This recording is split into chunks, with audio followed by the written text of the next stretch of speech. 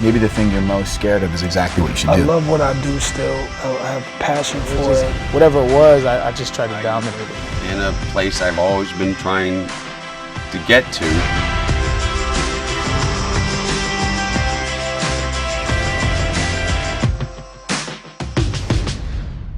I want you to say your name and tell me what you do.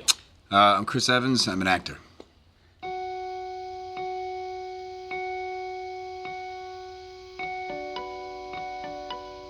Where are you from?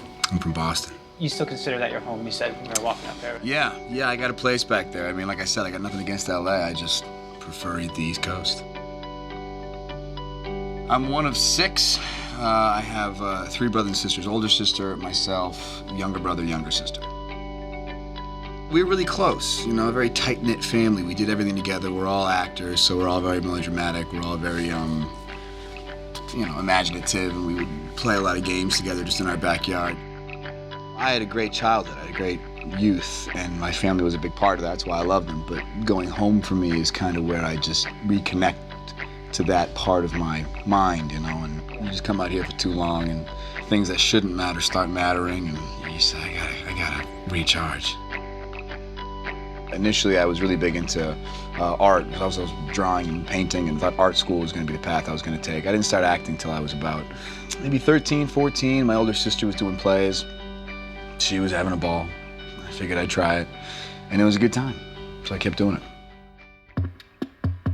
Probably had much bigger balls then than I do now. Now I sit, terrified before auditions. I probably couldn't wait to get in the room. I mean, I think back to some of the things I did at, acting camp and things like that. Just the gusto, the willingness.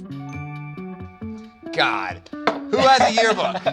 Who did this? Were you in The Virtuous Burglar or The Bald Soprano? I was in The Virtuous Burglar. And what role did you play? I don't remember.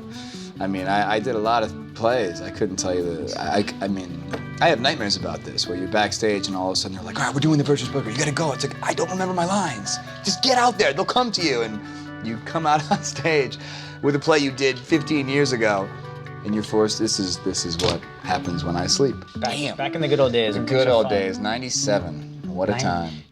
Where did that change? I mean, when did the anxiety start taking over? When it actually matters, when you're like auditioning for, for your work, your career, your life, you're an adult. It's not just fun and games. You're actually trying to build something, and when it doesn't work out, you start to kind of get, it's a heady game acting, For any movie you book, there's probably, dozens of rejections, and that can play on you. So you start to kind of put pressure on yourself, Sometimes you go through stints of having really good auditions, really solid auditions, being like, I'm good. Every time I go in the room, I feel centered, I'm present, I'm ready. Other times, you're like, man, I feel like I forget how to act, and you're on shaky ground every time you step in a room. You said that there's a search to be in the moment. Mm-hmm. Does that only apply to acting? It's everything that reality looks and feels and smells and sounds like, but it's not, and you're completely in control of that unfolding.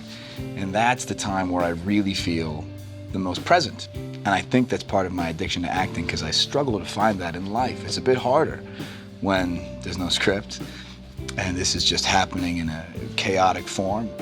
But the hunt for the moment, the hunt to be present, that's the goal. You know what I mean? Acting is like a temporary artificial substitute it's like a drug. It's great. My goal in life is to find that, to be present like that in life. It's hard.